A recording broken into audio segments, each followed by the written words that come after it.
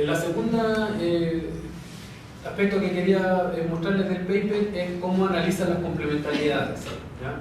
Entonces, para esto amplían las variables que tienen, ¿ya? Y incorporan variables asociadas a cada uno de los 5 dominios institucionales que le había mencionado, agregan otros 2 que, a juicio de ellos, influyen también en la estrategia de la firma, de la empresa, y hacen correr una matriz de correlaciones entre los distintos ámbitos institucionales. Y lo que encuentran es que dicen efectivamente los distintos ámbitos institucionales están altamente correlacionados entre sí. Hay unos que un poco menos, ¿no? Pero lo que ellos habían planteado a nivel teórico, de que existen complementariedades entre ámbitos institucionales, si uno corre una correlación, el resultado es que efectivamente están estrechamente relacionados.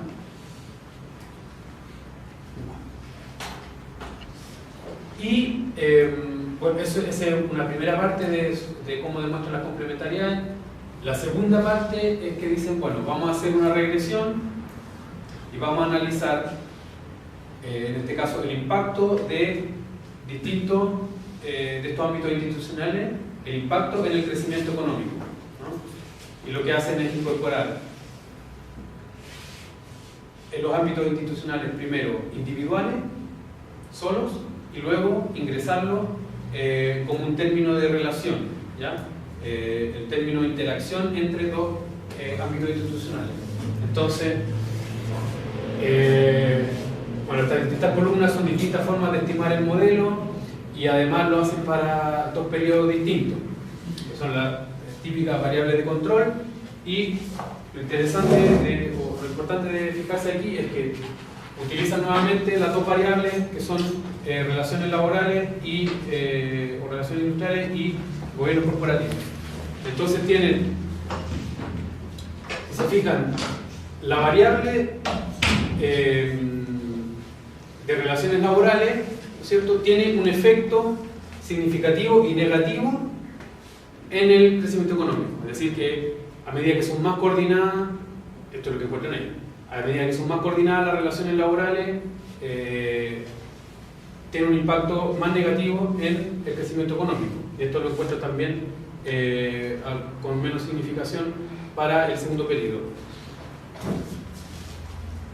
Cuando se ingresa individualmente en los gobiernos corporativos, tiene una relación negativa, pero no significativa con el crecimiento económico. Eso se mantiene en el tiempo.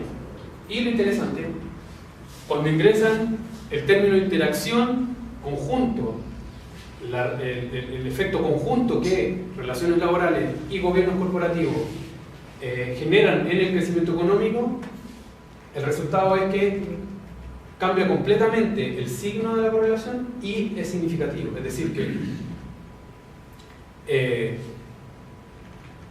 relaciones laborales coordinadas disminuyen el crecimiento económico, dicen. Gobiernos corporativos coordinados no tienen un efecto, pero mercados laborales coordinados y relaciones y gobiernos corporativos coordinados tienen un efecto significativo y positivo en el crecimiento económico. Es decir, hay una complementariedad entre estos 2 conjuntos institucionales que impacta en el crecimiento económico.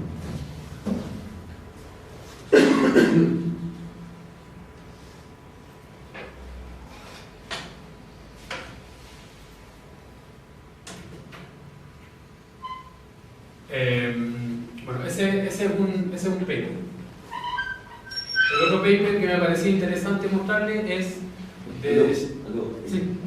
En la gráfica anterior podía ser interesante explicar que la diferencia entre los periodos, porque el segundo periodo debe ser el periodo de liberalización. Por supuesto, sí. Gracias por el caso. Lo que hacen esos 2 autores de este texto es un texto clásico de la crítica, tratan de generar una división para los 2 periodos, pero también es interesante desde el punto de vista de las metodologías que están involucradas acá. Sería muy interesante que las compartiéramos acá, que tienen que ver con series de tiempo y cross-sectional, que son las comparaciones entre países, pero durante un periodo de tiempo. Sí. Y lo que hacen estos trabajos, que llevan a una constatación empírica, lo que es en términos teóricos, pero también, y que es algo muy importante para la sociología y para estas observaciones desde el punto de vista histórico. Y que eso no, desde el punto de vista de nuestra conferencia, siempre estuvimos un poquito alejados y hoy día estamos participando en ese universo. En ese universo habían participado básicamente la econometría, y por lo tanto había un sesgo de interpretación más bien economicista, y esto lo que introduce son más bien un sesgo a favor de interpretaciones institucionalistas. Y también es interesante rescatar una de las ideas originales del impacto en términos de política pública, en términos de análisis, también de diseño de política pública, de poder constatar empíricamente que existe una relación de complementariedad positiva entre distintos ámbitos institucionales, por cierto, que permite plantearnos las reformas que sean en términos de complementariedades, ¿no?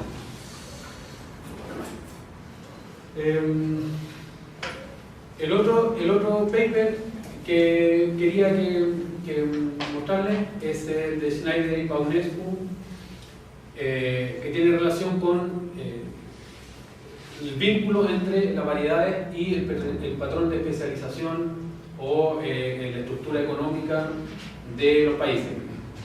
Entonces lo que hacen eso, primero, tratan de generar sus propias variedades y de una manera más amplia, no solamente considerando economías liberales y coordinadas, sino también estando abiertos a que puedan ejercer otras formas de coordinación. Y esto lo logran haciendo un análisis de clases, ¿no? Donde no predeterminan el número de grupos que van a encontrar, sino que el mismo análisis le va mostrando las agrupaciones que se van formando a partir de los datos empíricos. Y luego voy a ver eso después, que eso es más fácil. No sé si logran ver esta tabla. Es el resultado del análisis de clúster que ellos hacen. Una cosa muy interesante también es que lo repiten en distintos años para ver las agrupaciones que se van mostrando, que se van mirando. Y lo que ellos encuentran es que al hacer un clúster no aparecen 2 variedades, sino que aparecen 5 variedades. Y que ellos caracterizan a partir de las variables que usan, ¿no es cierto? Una la caracterizan como economías dominadas estatalmente, otra que responde a la caracterización de economías coordinadas, otra que responde a una idea que surge también de que existen híbridos, otra que identifican como economías tipo liberales y otras lisa y llanamente economías liberales.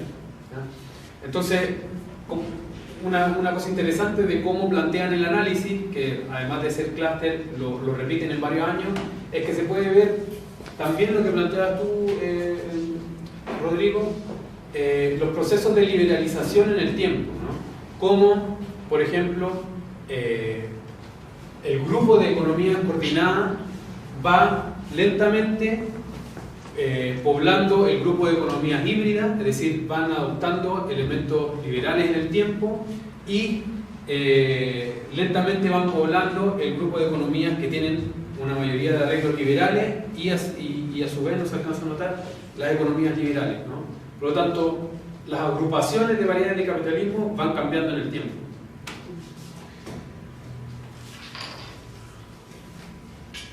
O sea, no es menor esa apreciación porque se tiende en la crítica en general contra el neoliberalismo a tenerlo como un proceso homogéneo.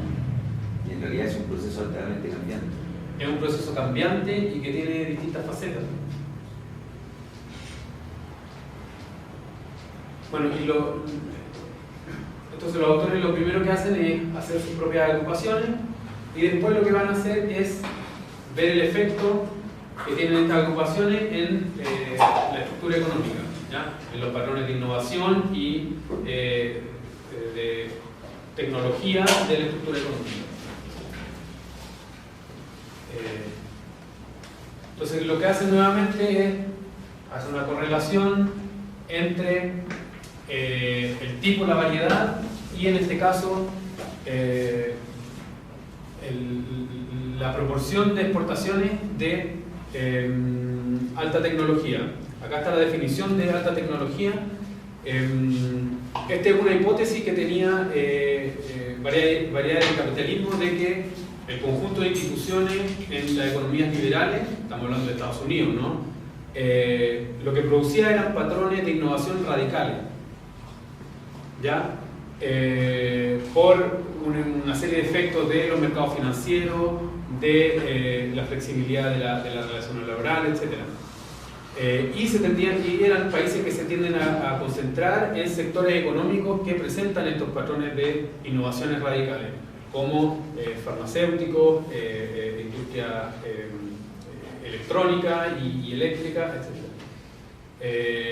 Y bueno, hacen la correlación, encuentran que efectivamente las economías coordinadas y las economías dominadas estatalmente se relacionan negativamente con un patrón de especialización de alta tecnología. Y la segunda hipótesis que tenían era que las economías coordinadas, ¿ya?, por la serie de complementariedades institucionales que poseen, van a tender a generar un patrón de especialización de tecnología mediana a alta, que son los sectores de maquinaria eléctrica, los sectores automotores, que son típicos de países como Alemania, ¿no? Y efectivamente encuentran una correlación positiva, significativa, entre tener instituciones coordinadas y un patrón de especialización en estos sectores.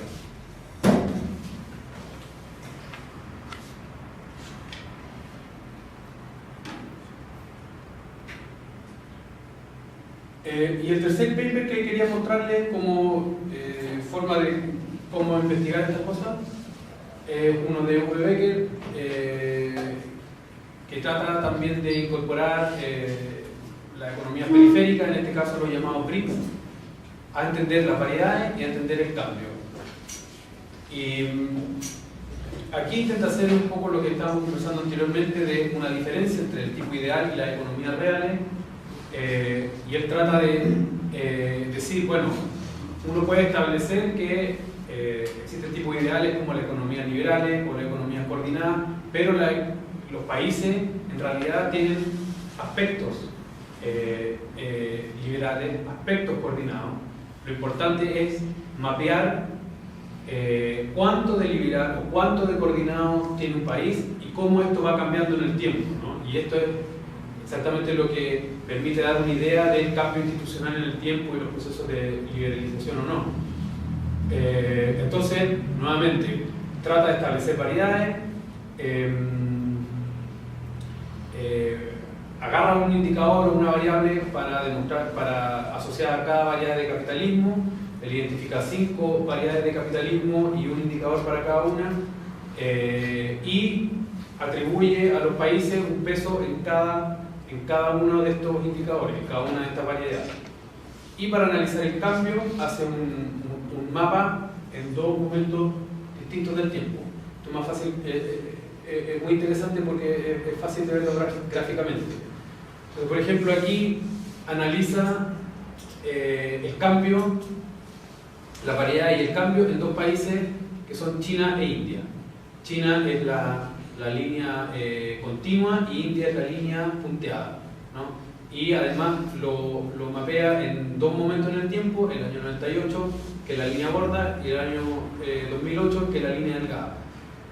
Y lo que plantea, ¿no?, es que estos 2 gigantes, China e India, que también se han planteado como modelos alternativos a un capitalismo liberal, como mencionábamos anteriormente, efectivamente se han movido de una configuración en que estaba más o menos equilibrado en elementos patrimoniales, es decir, esto está asociado principalmente a los grupos económicos y su relación con el Estado y la corrupción, un patrón estatista y un patrón liberal, una cosa más o menos equilibrada, y que en el tiempo los dos se mueven en arreglar sus problemas de corrupción entre los grupos económicos y el Estado, pero se mueven gradualmente hacia incorporar más elementos liberales. Permite comprender o comenzar a comprender cosas como la que hablábamos recién, de que China podría presentar un capitalismo estatista alternativo, y lo que se ve en realidad es que, si bien es cierto, en una primera aproximación sí, los efectos de distintos procesos globales lo que están haciendo es tirarlo gradualmente hacia elementos más liberales. Este es un segundo mapita similar donde analiza Rusia y Brasil. Rusia es la línea continua, Brasil es la línea punteada, y de nuevo las líneas gordas son del año 98 y la línea flaca son del año 2008. Y lo que se muestra también dos países muy importantes que en teoría o en el papel presentan modelos alternativos a un capitalismo liberal. Ambas se mueven en el tiempo. En el caso de Rusia, se mueven en el tiempo a incluir más factores patrimoniales. Recordemos que esto está asociado a la corrupción y a la relación directa entre los grupos económicos y el Estado.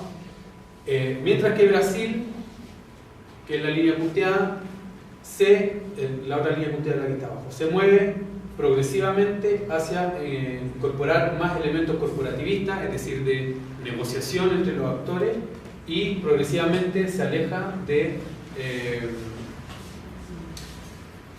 un capitalismo liberal. Bueno, esas eran las tres formas de investigar empíricamente variedad de capitalismo que les quería mostrar. Con esto termino la charla y podemos abrir el piso para el debate. Rodrigo. No. No sé, yo creo que a mí bueno, allá de los elementos que hay, yo creo que aquí hay algo muy importante acá que tiene que ver con el tema metodológico. Un poco lo que yo también tomé de una investigación que está en el mismo ámbito de la discusión, que tiene que ver con la posibilidad de que la sociología o disciplinas que han estado subordinadas al conocimiento económico, a la economía, para poder entender las transformaciones del capitalismo contemporáneo, especialmente en América Latina, tienen una oportunidad en cuanto a revitalizar su observación sobre las formas de construcción del capitalismo en función de una reinvención o una relectura de los elementos institucionales involucrados en dicha construcción. Yo creo que eso es súper importante como una lección desde el punto de vista metodológico con respecto a la agenda de investigación, que se abre tanto dentro del corazón teórico más cercano al corazón de la área del capitalismo, como también su lado crítico, ¿ya? Y lo otro, y yo creo que en el caso de América Latina es cada vez más importante, o que va a ser cada vez más importante el tipo de investigaciones, porque las bases de datos en América Latina en cuanto a lo cualitativo han ido mejorando, ¿ya? No sé, por ejemplo, tenemos los coeficientes de Gini para la mayoría de los países de la región, con un relativo estándar de comparabilidad relativamente aceptable bajo proyectos internacionales desde la década del 80 hasta acá. Ahí tienes tú ya una variable dependiente que puede ser relacionada con los temas institucionales, y podríamos plantear de que efectivamente es posible distinguir tipo de capitalismo, tipo de liberalización en la región en función de los resultados que esos procesos de institucionalización del capitalismo, de organización del capitalismo, han tenido sobre la desigualdad, por ejemplo. Tenemos, por ejemplo, el caso de Chile, en la medida en que se ha incorporado la OCDE, ha tendido también a estandarizar sus bases de datos, y por lo tanto lo que nosotros habíamos hecho, que era en realidad compararnos con los países de la región, hoy día también podríamos establecer un proceso comparativo de economía política comparada con Europa del Este, que tiene algunas similitudes desde el punto de vista de la discusión, y también con otras regiones de las cuales Chile hoy día es un actor importante desde el punto de vista económico, como son los países del Asia-Pacífico. ¿Ya? Entonces también podríamos tener una visión, una cosmovisión de la estructuración de esos capitalismos y cómo esa estructuración de esos capitalismos se relaciona también con nuestro propio proceso, y nos podríamos ir comparando en torno. O sea, en general, la agenda de variedad del capitalismo no solo es un catalizador desde el punto de vista teórico, sino que yo también diría que es un catalizador desde el punto de vista metodológico, que ha favorecido, entre otras cosas, que la sociología pueda volver a participar de la discusión sobre la construcción del capitalismo y se revitalice, aquellos que tienen una perspectiva crítica, por supuesto, con respecto a ello, un reencuentro con lo que fueron algunas de las prácticas de la sociología más tradicional en la década de 60, que fue básicamente pensar el capitalismo latinoamericano. ¿Ya? Yo creo que eso es súper importante. Me parece que la última gráfica que ha demostrado eso, ¿no? Yo quería agotar eso.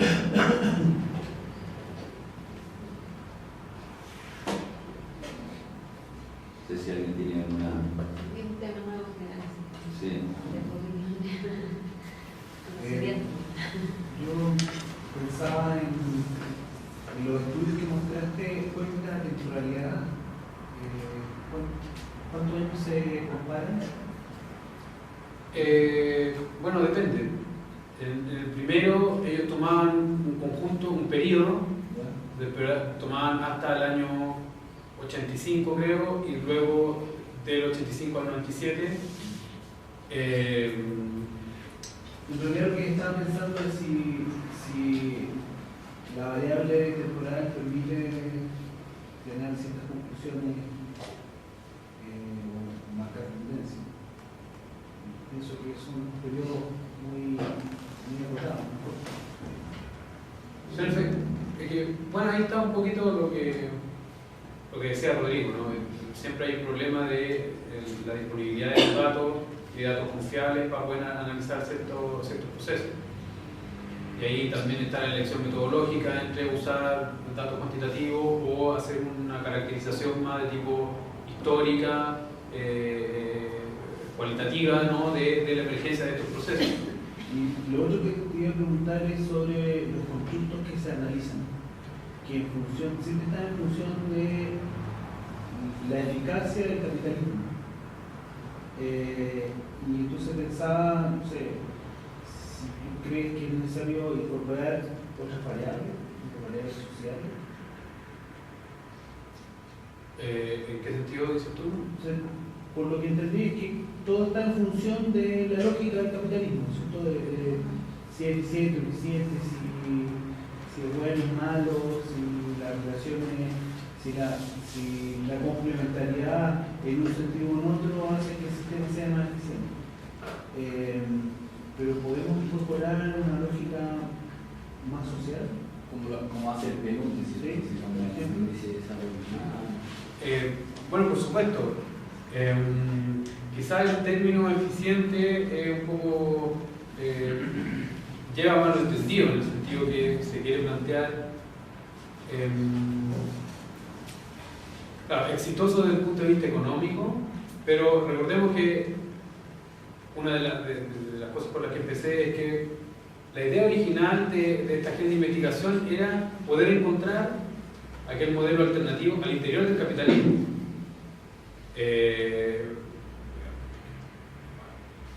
No tiene ahora analizar los socialismos reales, que es hacer un poco de prehistoria, en el sentido de que no están funcionando actualmente, ¿no? Digamos, hay mucho análisis sobre eso que quedaron en el tiempo.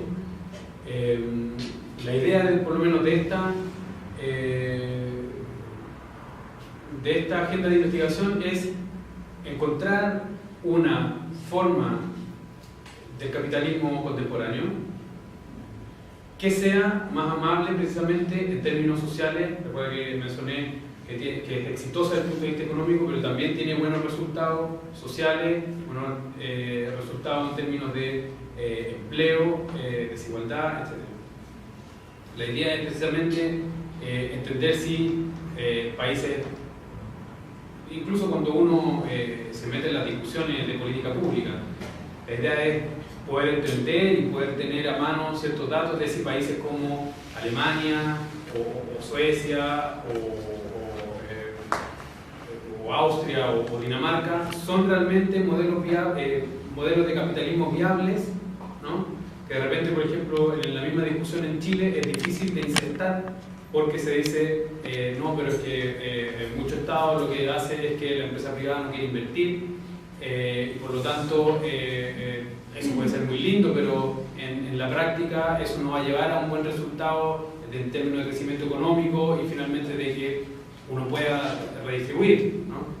Y lo que está mostrando, por lo menos en variedades de capitalismo, es que sí existen esos modelos alternativos y efectivamente se pueden usar, ahora usé otro tipo de variables, pero sí existen la relación entre las variedades de capitalismo más coordinado o más estatista y su efecto en la desigualdad, en la distribución del ingreso, en resultados más en la línea de lo que tú planteas.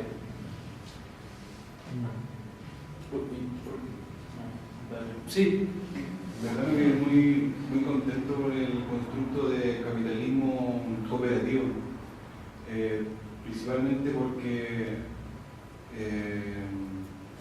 creo que a diferencia de la otra variable que es el poder que tiene el Estado respecto a la economía, considero que ese tiene más poder respecto a la cooperación que puede existir respecto a las variables que tú mencionaste, como por ejemplo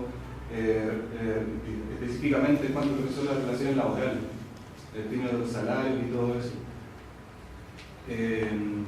No sé cuál es tu opinión al respecto, si crees que el Estado es una variable que influye más respecto a ese constructo en relación a la cooperación que puede existir entre la empresa y estas leyes laborales, por ejemplo. Y otro elemento que me gustaría mencionar es que esta agenda investigativa de variedades de capitalismo me suena como que el capitalismo es como una opción y vamos por la opción más viable, que esa es lo que hay, y a partir de esas opciones de lo que es lo que hay, damos por lo más social, considerando no una superación del capitalismo, sino más estado, menos estado, desarrollo o subdesarrollo. Sin embargo, como dijo un compañero anteriormente, creo que se olvida más de lo social.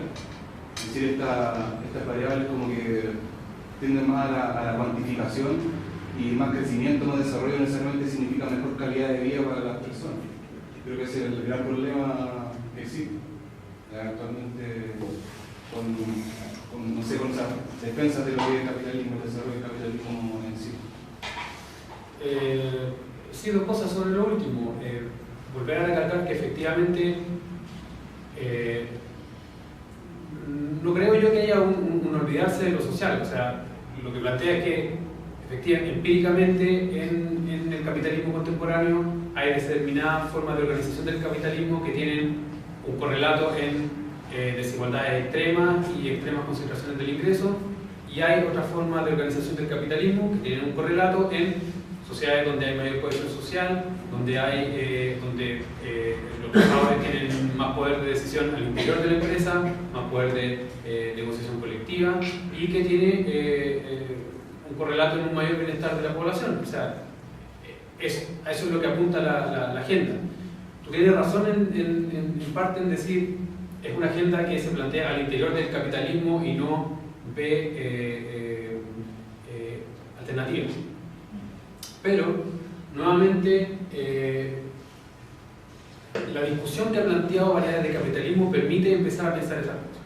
Y te recomiendo que leas los trabajos de Wolfgang Streeck, que es un sociólogo alemán que partió precisamente pensando en las variedades capitalistas y en estos capitalismos más amigables, digamos, pero se da cuenta de que lo que importa, lo que es realmente relevante no son las variedades, sino lo que mencionaba en algún momento, los aspectos comunes del capitalismo. Esos aspectos comunes del capitalismo implican una creciente financiarización, ¿no es cierto?, que explota en la crisis reciente y que muestran el agote del sistema capitalista cuando tú analizas esos elementos